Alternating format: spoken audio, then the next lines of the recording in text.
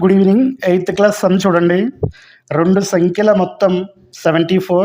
వీటిలో ఒక సంఖ్య మరొక సంఖ్య కన్నా 10 ఎక్కువ అయినా ఆ 2 సంఖ్యలు ఏవి? చూడండి, ఇది 8th క్లాస్ ఏకచర రాశిలో రేఖీయ సమీకరణాలు అనే చాప్టర్ అండి ఇది. ఓకేనా?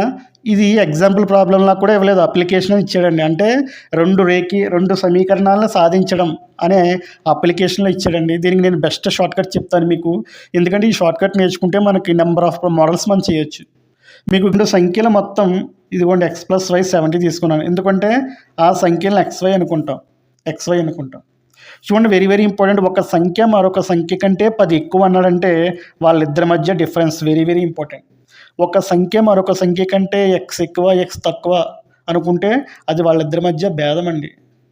ఎలా వస్తుందో చూడండి. ఇదిగోండి, ఫర్ ఎగ్జాంపుల్ x ఒక సంఖ్య మరొక సంఖ్య కంటే 10 ఎక్కువ అన్నాడండి, 10 ఎక్కువ. కాబట్టి +y ఇలా వచ్చేస్తే ఏమవుద్ది, -y. ఇదండి అర్థం, ఇది దాని అర్థం. ఓకేనా? అంటే 2 సంఖ్యలు మొత్తము 2 సంఖ్యలు భేదము వచ్చినప్పుడు మీకు ఓకేనా, 2 సంఖ్యల మొత్తము 2 సంఖ్యల భేదం వచ్చినప్పుడు చూడండి మీకు షార్ట్కట్.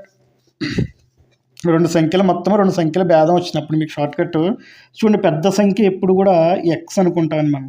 సో ఈ పెద్ద సంఖ్య కావాలంటే 2 కలిపి బై 2 చేయాలి. ఒకవేళ చిన్న సంఖ్య y కావాలంటే 2 తీసివేసి బై 2 చేస్తామండి. ఇక్కడ చూడండి 84లో సగం అంటే 42. ఇక్కడ చూడండి 64 - 10 74 - 10 అంటే 64/2 32. ఇదండి ఆన్సర్. అంటే x 42 y 32. చెక్ చేయండి. 42 + 32 74 సరిపోయింది. 42 - 32 10 సరిపోయింది. అంటే బెస్ట్ షార్ట్కట్ అండి. 2 సంఖ్యల మొత్తము 2 సంఖ్యల భేదము ఇచ్చినప్పుడు పెద్ద సంఖ్య కావాలంటే 2 కలిపి బై 2 చేయాలి.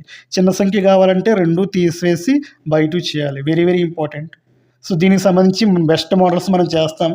సో నెక్స్ట్ వీడియోలో మన ఛానల్ సబ్స్క్రైబ్ చేసుకోండి, లైక్ చేయండి, షేర్ చేయండి.